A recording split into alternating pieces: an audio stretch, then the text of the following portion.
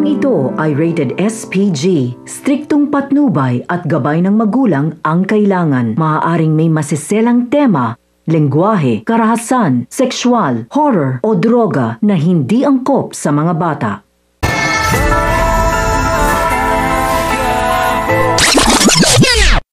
Nang malaman ni Greg na may anak na lalaki ang kanyang Tito Ramon, ay agad niyang iminungkahi na patayin agad ito dahil baka ito pa ang mga hadlang sa kanilang mga plano. Sinabi ni Olga na huwag siyang padalos-dalos dahil may plano at kinakailangan niya ang tulong ni Greg at sabay nilang pababagsakin si Ramon nang sa gayon lahat ng pansin at kayamanan ng papa niya ay kay Greg mapunta.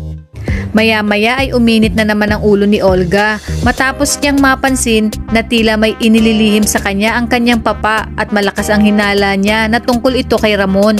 Kaya naman inutusan niya ang kanyang tauhan para alamin kung ano ito, ngunit kahit ang mga tao niya ay hindi nakakuha ng impormasyon.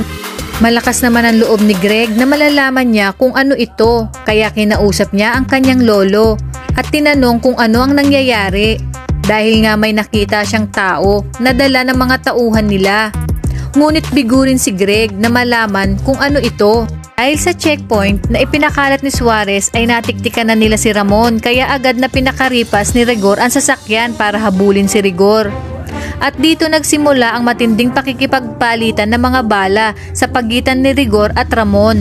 Ayon kay Rigor, hindi matatapos ang araw na ito hanggat hindi niya napapatay ang demonyong si Ramon. Maya-maya pa ay na-corner na ni Rigor si Ramon kaya walang habas niyang pinaulanan ng bala ang kotseng sinasakyan ni Ramon hanggang sa nangyari na nga ang isang malaking pagsabog.